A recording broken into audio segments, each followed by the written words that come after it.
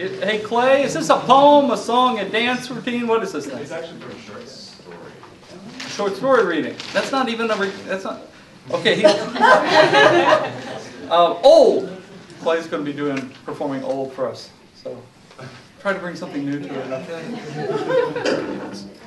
All right, another disclaimer. I am quite new at this language, and so and also not terribly knowledgeable about Indonesian literature, but this was a collection of short stories by a Balinese writer, who's an Jawa named Putu Wijaya. And they're more modern short stories. They're a little edgier than some of the material we have here. But this short story, I'm not sure if I'll be able to get through the whole thing, because it is still a short story. But I'll give it a shot, just not to take up too much time for people. Okay, Tua. Di depannya berdiri seseorang yang barangkali ia sudah kenal benar. Mungkin juga tidak. Ia tidak tahu siapa namanya. Perawakannya sederhana.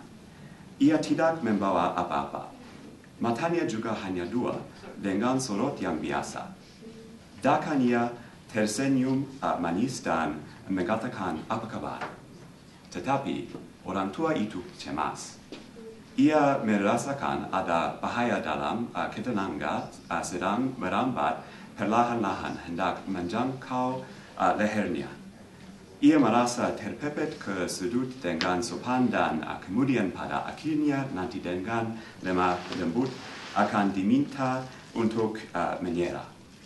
Ia tidak siap untuk menyerah, karena ia merasa masih perlu untuk menunjukkan kalau diberi kesempatan lebih lama. Mungkin ia sanggup bekerja lebih baik, termasuk memperbaiki kekeliruannya di masa yang lalu. Sayangnya, waktu tidak bisa menunggu. Orang itu bertambah dekat. Akhirnya, orang tua itu terpaksa membela sebelum diserang. Ia mengambil, ya ala apa yang harus dia ambil.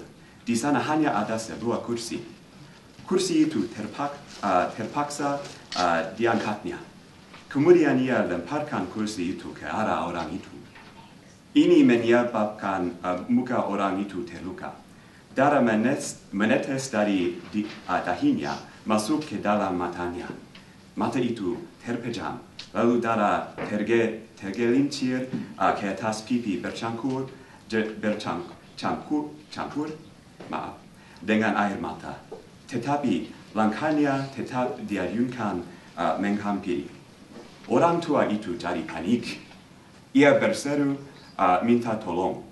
Ia menggapai telepon untuk memanggil polisi. Tetapi ada orang bicara terus di dalam telepon. Dengan dongkol telepon itu dilemparkannya tepat mengenai hidung orang itu. Hidung itu luka. Darah menetes dari hidung masuk ke dalam mulutnya. Mulut itu bergerak, lalu orang itu meludah, dahak yang kental. So that's kind of a strange place to follow up, but I want to get the English in here too. It's a bit of a cliffhanger. You'll see when the English ends, but I encourage you to go find this collection of short stories in Long and read the ending for yourself. Less than a short story, it's a bit of an extended metaphor, and so you'll see in the English what it is. You can try to guess what this person represents and go find the collection for yourselves. Okay, so the English translation of the title is Old, all right? In front of him stood someone he probably knew well, or maybe not at all. He didn't know his name, and his build was modest. He held nothing, and his two solitary eyes had an ordinary gaze. He even smiled sweetly and said, "Hello." But the old gentleman was anxious.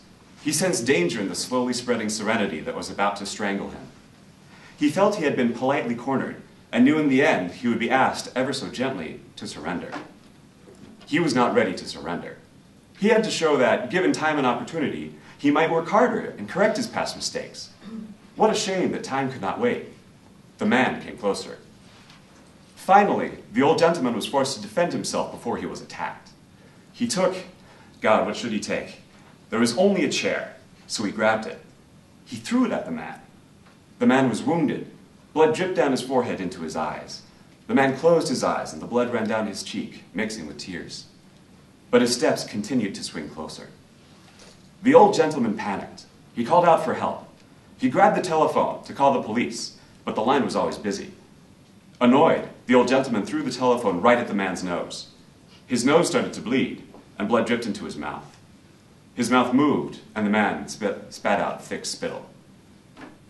We'll leave it at that. Sorry, I don't want to add time.